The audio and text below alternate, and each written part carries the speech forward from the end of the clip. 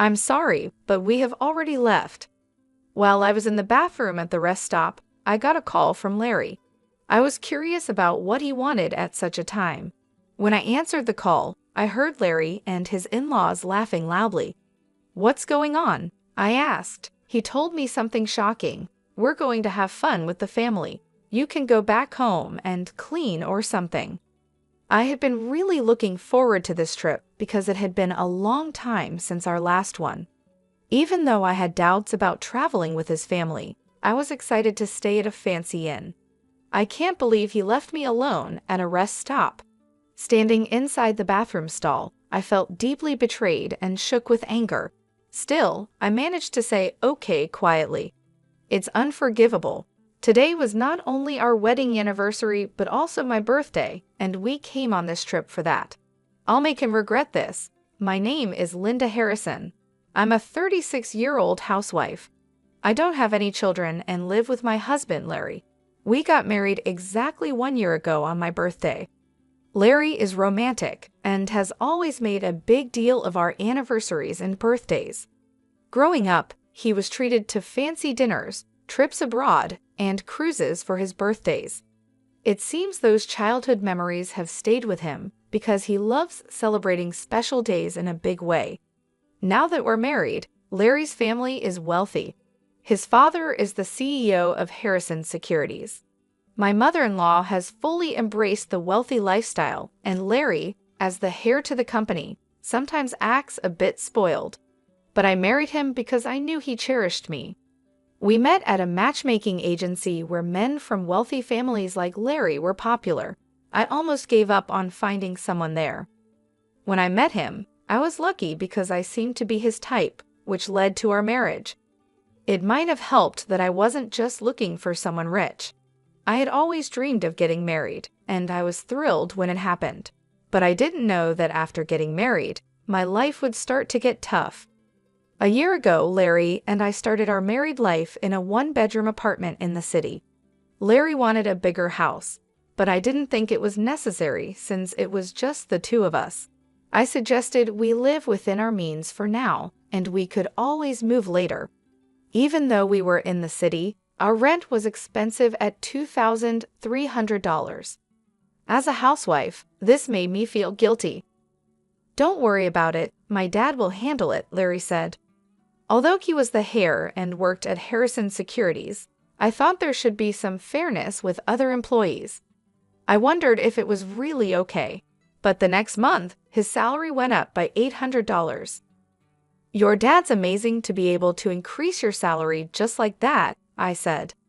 "It was time for a raise anyway. I won't let you face any hardships, Linda. Count on me," Larry replied. Even though Larry relied on his father's influence for money, I felt thankful for the raise and didn't argue. "By the way, I'm having dinner with my parents tonight," he added suddenly. "Is it like a business dinner?" "No, just a family dinner. I think I'll be back by 12. Take care." I was surprised. Even after marrying me, Larry casually mentioned having dinner with his parents on a regular evening. Caught off guard, I watched him say he should get going and then leave the house. Dinner on a weekday? Well, today is Friday after all. I hadn't heard about Larry planning to have dinner with his in-laws. Usually, as his wife, I'd be invited too. Not that I wanted a free meal, but it's important to build a good relationship with one's in-laws. I couldn't understand Larry's actions and started feeling unsure about our married life. After that dinner incident, Larry often went to his parents' house for reasons like, "It's my cousin's birthday," or "Mom asked me to come over." As a first-time bride, I just agreed, thinking this was normal. But when I had dinner with a friend one day and Larry was absent, she was surprised. "He goes home that often and leaves you alone for a cousin's birthday." "That's crazy," she said. She had been married for 6 years and knew more about married life than I did. Realizing that her reaction was normal, I felt embarrassed. "You're right, it's weird, but Larry says it's normal." "Seriously, don't take this the wrong way, but hasn't he really grown up yet?" she commented. Her words made me think. It's unusual for a 38-year-old, even one set to take over his dad's business, to prioritize family matters so much after getting married.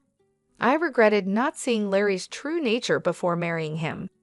Returning home after dinner with my friend, I felt sad. "I'm home, Linda. Where have you been? Isn't it normal for a wife to cook dinner and wait for her husband, Mrs. Harrison?" To my surprise, my mother-in-law was in the living room. Larry was out, maybe at a convenience store. "Why are you here? Weren't you and Larry supposed to dine out tonight?" I asked. "That got canceled because of some issue at the restaurant. I thought Larry had messaged you just a bit ago." "Didn't you check?" she pointed out. I checked my phone and indeed, 22 minutes ago, Larry had messaged that he'd be home early, but I had just gotten off the train. There was no way I could have gotten home and started dinner so quickly. "Yes, he did message, but I only saw it just now." What the heck? This is the problem with kids from single-parent households. "You can tell they weren't raised right," my mother-in-law said harshly. Her words hurt me deeply. Indeed, I was raised by a single mother after my mom gave birth to me, and my father passed away due to an illness. Despite that, my mother raised me with a lot of love. I wished she wouldn't say things that put down my mother's hard work. It has nothing to do with being raised by a single parent. I just hadn't seen the message yet. I replied, clearly annoyed, but she ignored my comment and changed the subject. "Well, anyway, I've always thought this, but your house is quite small." "I think it's average. It's just right for the two of us." "You can't be serious." I feel sorry for Larry living in such a cramped space. My interactions with my mother-in-law continued to stress me out. Both my mother-in-law and father-in-law, maybe because they are wealthy, often seem to look down on others. That's why I never got along with them. Realizing that further conversation was pointless, I silently started to make dinner. Ignoring me, she turned on the TV. From that day, she started coming over unexpectedly more often, and even my father-in-law came a few times. Mostly, they complained about how dirty the kitchen was or how small the house felt. Eventually, they would sarcastically suggest, "You know we have a bigger house. Why not move in?" I definitely didn't want that and declined every time. They always visited when Larry wasn't home, so he didn't hear their rude remarks. I once talked to him about it, but he replied, "Why not? Why is living together a bad idea?" I was upset by his response. From then on, I realized there was no point in discussing it with Larry, and I just put up with it on my own. Soon we would be celebrating our first wedding anniversary, which was also my birthday. "For your birthday this weekend, I'm thinking of celebrating bigger than last year. After all, it's also our anniversary," Larry said, coming home tipsy from work. Seeing his flushed face, I wasn't sure he meant it. Knowing he liked big celebrations, I felt a bit excited. "Last year, you treated me to a delicious dinner, which was more than enough. That's nothing compared to what I've planned. Let's go on a family trip." A family trip? The term sounded odd just for the two of us. Noticing my confusion, Larry continued, "My parents, cousins, Uncle Scenes, and all will join. We're heading to a luxury resort in Oceanside." "All those people? And why Oceanside? Do you have a problem with a family trip, or is it Oceanside you're not keen on?" "No, it's not that, honestly." I couldn't understand why my birthday and our anniversary had to involve Larry's family, who weren't part of these occasions. I knew Larry was a bit out of touch, but I didn't expect such a strange idea. Although the choice of Oceanside confused me a little, it wasn't a big deal. "Sounds fun, right, Linda? Sometimes you've got to let loose and have fun," Larry said, a bit drunk, as he grabbed my shoulders. I found myself agreeing with him. Over the next week, I couldn't stop thinking about the trip. At first, I was unsure about going with his whole family, but as Larry said, it was a rare vacation, and I decided to make the most of it. As I prepared for the trip, I started to feel excited, and I found myself genuinely smiling. I knew my in-laws would probably make their usual rude remarks, but I decided to ignore them completely. Finally, the awaited Saturday came, and Larry and I went to his parents' house, our meeting point for the trip. "Well, Linda, you're late, aren't you? Do you even realize you're the star today?" my mother-in-law said sharply in front of everyone. But knowing I was supposed to be the focus helped soften her words a little. "I'm sorry, there was traffic," I replied. "Excuses won't do. We should leave soon. Otherwise, we'll be late to our luxury resort." All right, let's get going," I said. Despite their complaints about us being late, it was bearable. After all, they had been making such comments all year. Larry's cousin, who looked much younger than him and had a mean look in his eyes, made me wonder if everyone in the family was mean-spirited. My worry seemed justified when he made a demeaning remark. "This is Larry's wife?" Not what I expected. I looked away from him, figuring that reacting would only encourage them to criticize me more. I decided to act maturely. "I'm so excited. I've been to luxury resorts many times, but tonight's place costs $2,000 per person," I heard someone say. Hearing the price of $22,000 shocked me, and a sudden thought crossed my mind. I got into my in-laws' car, and as soon as my father-in-law started the car, we began moving. The drive to our destination in Oceanside would take about 3 hours. About an hour into our journey, we decided to take a short break at the next rest stop. "I'll be right back, heading to the restroom," I said. "All right, off you go," my mother-in-law waved dismissively, almost like shooing away a stray dog. I walked to the rest stop bathroom, feeling as if everyone's eyes were on me, or maybe it was just my imagination. Inside the bathroom stall, I took a deep breath, relieved that the trip had been uneventful so far. I hoped the rest of our journey would be just as smooth. Just as I was settling into that thought, my phone vibrated in my pocket. It was Larry calling. Expecting him to ask me to pick something up, I answered casually, "I'm still in the restroom, Larry." With what sounded like amusement, he replied, accompanied by the laughter of my mother-in-law, "Sorry, but we've already left." There was a moment of stunned silence on my end while laughter echoed from their side. "What do you mean?" I asked. Larry replied, "We're going to have fun with our family. You should just go home and clean, Linda dear. Today's trip is just for the Harrison family. It's a pity, but you'll have to stay behind. Goodbye." I was stunned. I had been looking forward to this trip for a long time. Having his family join us was a bit concerning, but I was excited about staying at a luxury hotel, and now they had left me alone at the rest area. I was shaking inside the restroom stall, feeling completely betrayed. Trying to keep my anger in check, I simply replied with a quiet "okay." This was unforgivable. Today was both our wedding anniversary and my birthday, and they had brought me on this trip. I was determined to make them regret this. After leaving the restroom, I called someone. The person on the other end was shocked and shared some surprising news. "Really?" I asked. "Yes," they answered. Then they promised to come and pick me up. Being left alone at the rest area like this was unbearable. I prayed for a quick rescue. An hour later, my Uncle Scene arrived in his car to pick me up. "I'm so sorry to trouble you like this," I said.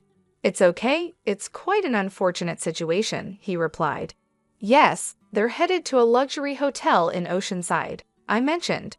My Uncle Scene thought for a moment, then seemed to realize something. "I think that's the case," I replied. "I'm really sorry, but can you please take me there? I'll take the train back." "Got it. The drive there is nice anyway," my Uncle Scene agreed happily. About an hour later, we arrived in Oceanside. Larry and the others had come here before us. In front of us was a luxurious inn with a grand gate, a well-known high-end hotel, the only luxury accommodation I knew of that costs $2,000 a night. At the reception, I was told, "Dinner starts at 6:00 p.m. Please follow me." The person who greeted me with a smile was my mother. "Linda, it's been a while," she said. Dressed in an elegant outfit and smiling gracefully in a way that might seem formal to others, it was unmistakably my mother. This inn has been run by my mother's family for many years, and she currently holds the position of the innkeeper. After becoming a single mother, she began working at this inn. So to me, this place feels like home. I had called my mother from the rest area and was surprised to learn that there was a reservation today from Harrison Securities. I suspected they were going to a luxury hotel in Oceanside, but I never imagined they would be coming to the inn my mother runs. Of course, the family doesn't know that my mother manages this inn. What a terrible story, Linda. You can't just let this slide, my mom said. Yeah, I know. That's why I came here, I replied. Let's get you changed over here, she suggested as I prepared to greet them at the dinner table. An hour later, at 7:00 p.m., my in-law family gathered for dinner. I stayed in the next room to remain unnoticed, slightly opening the door to observe inside. The spa was amazing. I'd want to come here every day if I could. If it were closer, we could indeed come every day, one of them said. At the very least, if you become the CDO, we could afford to come here anytime, another added. Really, I'm looking forward to that. I mean, the subordinates handle all the work anyway. I want to become a CEO soon too, Larry added, thinking they were just among themselves, making some rather crude remarks. But when my mother appeared from the other side of the door and greeted them, the room went silent. Today, I will be in charge of serving you. Please let me know if you need anything, my mom said, bowing with perfect grace. There was a tangible tension among the family. However, when the food was served, they resumed their inappropriate discussions. Both my mother and I did nothing, simply watching as the plates emptied before them. It's great that we all could come. We got rid of the bothersome daughter-in-law, and the food is delicious. Perfect, one remarked. If you say that, she might get angry, you know, another cautioned. It's fine, she's not really one of us. To be honest, she never was. After all, it would be a shame to have a child from a single-parent family in our household, my mother-in-law said harshly.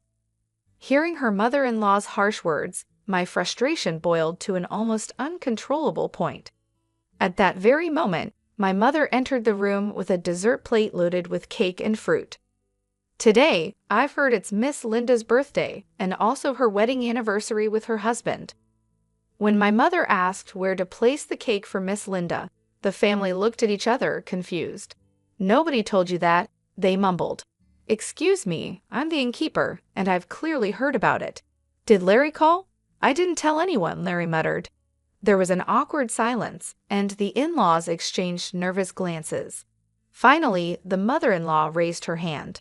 I am Linda, she said, embarrassed.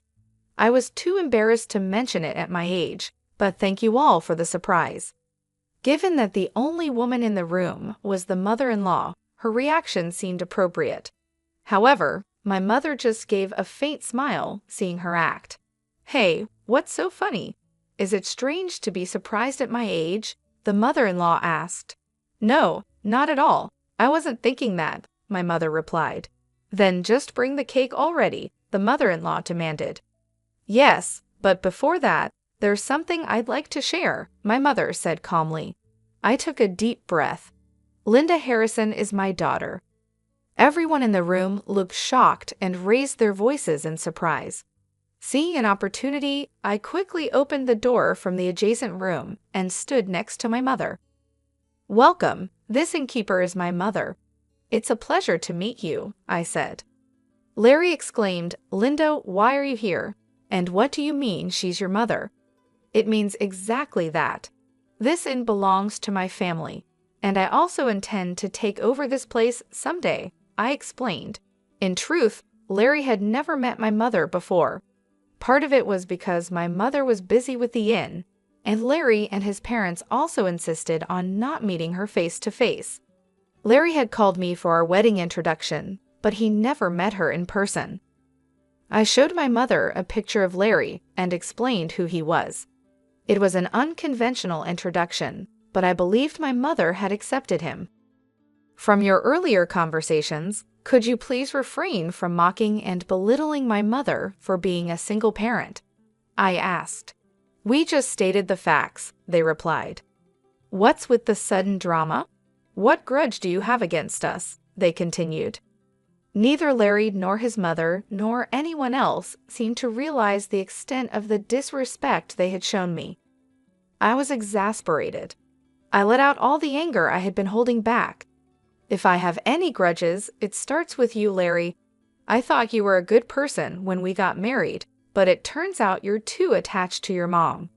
You married me, so you should put me first, right? Don't team up with your parents to make fun of me.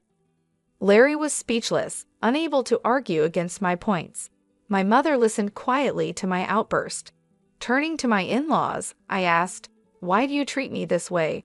If I'm such a nuisance, I can leave the Harrison family right now." "You'll become a lonely, poor single woman, yeah? Are you sure about being alone?" Both the mother-in-law and Larry sneered. Looking between my mother and me, I stared back firmly. "It's okay, actually. I'm pregnant, so I won't be lonely. And if I inherit this I won't have any financial worries." The truth was, I found out I was pregnant last week and hadn't told Larry yet. Only my mother knew, which is why she wasn't surprised. "A child? What are you talking about? I haven't heard about this," Larry said, confused. "Wait, Linda, if that's the case, it changes things. You should have told us sooner." Upon learning I was pregnant, the family immediately changed their attitude. I couldn't stand their unreliable and unreasonable behavior any longer and shouted again, "No, my decision is final. Let's proceed with the divorce through lawyers. I will live happily with my child and my mother." Saying this, I opened the door to the hall they were in and left. The door slammed shut loudly. "I'm done with this. My child will be happier without that family." Whether they tried to change my mind or not, I received over 45 calls a day from Larry and his parents. Eventually, I blocked all their numbers. A few days later, I received a letter from Larry informing me of our official divorce. The letter expressed his regret and pleaded for me to return, but I ignored it and tore it up. I thought he might neglect our child just like he prioritized his parents over me, and I absolutely didn't want that. Being alone and lonely will be your fate, not mine, I thought. He should enjoy his bachelor life. Currently, I am nurturing my child in my womb and discussing future plans with my mother. Once the child is born and grows a bit, I plan to send them to daycare and join the hen's business. The path to becoming the next innkeeper is long, but I'm determined to work hard to raise my child properly.